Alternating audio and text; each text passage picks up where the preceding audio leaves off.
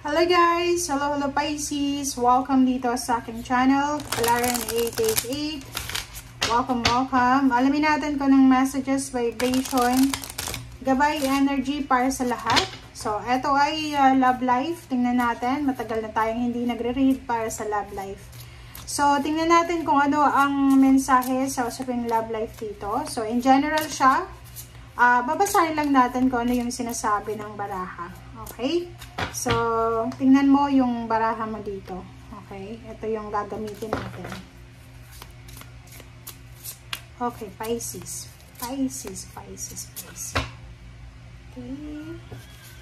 Okay, first card natin, Pisces, is Chemistry.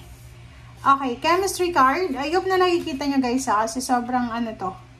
Double, ano bang tawag dito sa card na to? Chemistry card. There's a strong magnetic attraction here. Wow, Pisces. So, sinasabi ng baraha, ikaw ba ay may kasalukuyang nanliligaw sa'yo, niniligawan mo, or kasalukuyang in a relationship ka. Dito sinasabi na there is a strong magnetic attraction sa inyong dalawa. Or pwedeng may Pisces dito na may nagkakagusto sa'yo. Kung babae kang Pisces, mayroong nagkakagusto sa'yo. Kaso lang, pwedeng may asawa ka na. Or ikaw yung single, tapos siya yung may asawa. Parang ganun. So, pero yung connection yung dalawa, parang meron siyang malakas na magnet sa inyong dalawa. Yung parang pasulyap-sulyap lang. Parang ganun. Mararamdaman mo din yon kung yung taong to ay sobrang gustong-gusto ka. Kasi sa sulyap-sulyap lang. Okay? So, comment down below if you resonated dito sa first card na yan. Dito naman sa second deck natin, tingnan natin. Ano ba yung gustong sabihin sa'yo ng taong ito? Oh, sorry. Okay, the front runner, Knight of Roses. So, yun. Itong first card mo na to, di ba, siya lang yung lumabas, gusto niya. Dito sinasabi ng taong ito, di ba? Yung taong ito ay hindi siya papayag na hindi siya manalo. Parang ganun. May mga taong ganun, di ba? Lalo sa pera, relationship, basta ginusto niya, gagawin niya. Okay? So, front runner siya, wala siyang uurungan, wala siyang inaatrasan. Kung sino man yung taong ito, kung naliligaw to sa'yo, talagang ipupursukan niya. Okay? Comment down below if you resonated. Okay, tingnan natin. Kumuha tayo dito sa ilalim. Nine of Roses. Wow! So, congratulations sa'yo. Pisces, sinasabi ng barahan na kung hindi mo pa nami-met yung parents niya or mga kaibigan, may possibilities dito na posibleng ipakilala ka na sa kanyang kapamilya, kaibigan. So, this strong relationship na to, pwedeng magkarelasyon na kayo, pero hindi mo pa nami-met yung parents niya.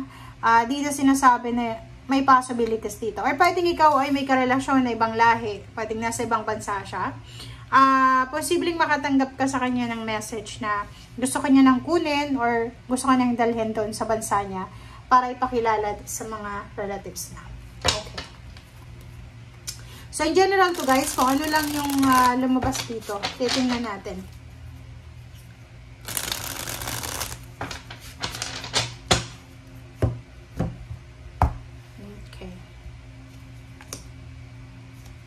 Okay, Pisces. Ito ay Page of Swords. And ito naman ay Eight of Swords. Ay, Eight of Cups, sorry. Eight of Cups. So, nakikita ko sa'yo dito, Pisces. May Pisces dito na posibleng makatanggap ka ng proposal. Or pwedeng may bala kang mag-travel. Okay, pwedeng gusto mong mag-travel, papunta ng probinsya, or pwedeng sa city.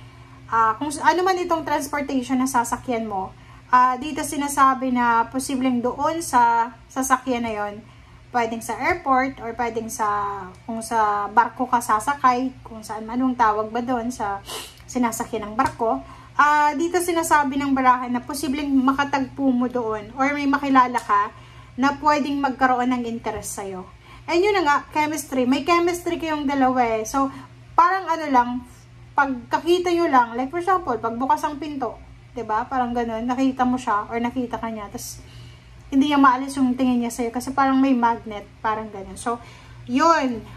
Kung ayaw mo makipagrelasyon, ignore mo na lang yung message.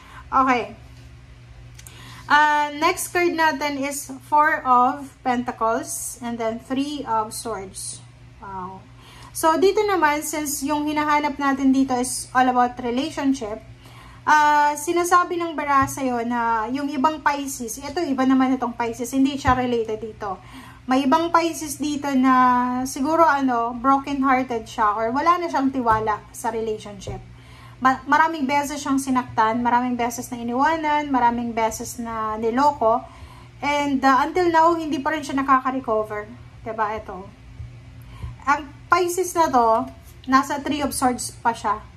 Hindi siya maka-recover eh. Diba? Parang feeling niya nandito pa rin yung pain and heartaches. Parang ganun. So, ang gagawin niya, or yung focus niya, sa ngayon, iwala yung relationship eh. Diba? Yung focus niya is makapag-ipon ng pera, focus niya is makapag-invest para sa sarili niya, improve yung buhay niya, parang ganun. Kasi wala na siyang tiwala sa relationship.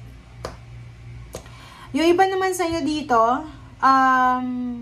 yun, similar din dito sa energy na dahil sa heartbroken ka or wala ka ng tiwala sa relationship, parang ang tingin mo sa relationship na yun is parang ano lang, diba? Parang hindi ka na seryoso, diba? Okay, next card natin. Ano naman itong Pisces na to? Ito ay King of Swords and then 8 of Swords. So, yun. So, related siya dito. Pwedeng related siya dyan or iba din to. Dito naman sa 8 of Swords, meron ditong Pisces na nasa stagnant siyang situation. Diba? Yung parang, ang 8 of Swords kasi na to guys, emotionally, sobrang burden siya. Sobrang nagtitiis talaga siya. Ang dami niyang pinagtitiisan sa asawa, boyfriend, girlfriend, sa magulang, kapatid.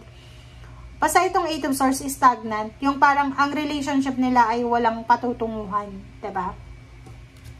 And nandito yung King of Swords. Sinasabi ng King of Swords sa'yo na gusto mo nang makaalis eh.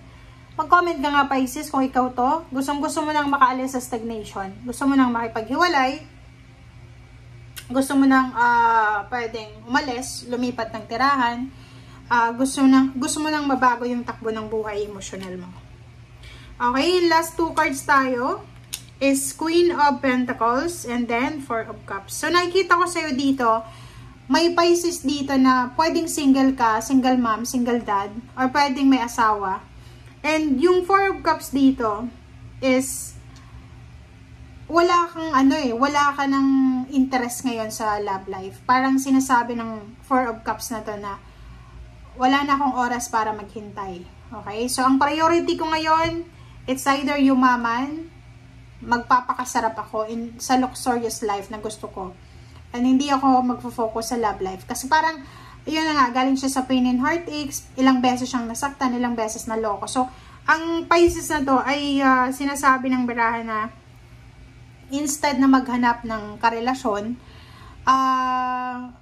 mamahalin niya na lang yung sarili niya, yung pera niya, parang ganun. So, nakikita ko sa'yo dito na kung ikaw ito, posibleng yayaman ka talaga kasi wala ka ng interest sa relationship.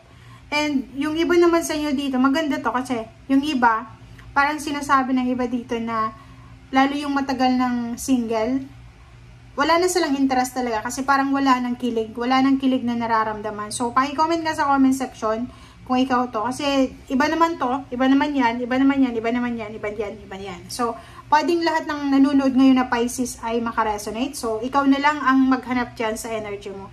At naman na 4 of Wands, sinasabi ng barahan na, yun, itong posibleng magkita na to sa airport or kung saan mang magta-travel siya, ay posibleng mauwi sa kasal, mauwi sa pagsasama, or mauwi siya sa live-in, living together, live-in partner. So, eto, Pisces, kung sino man ang taong ito na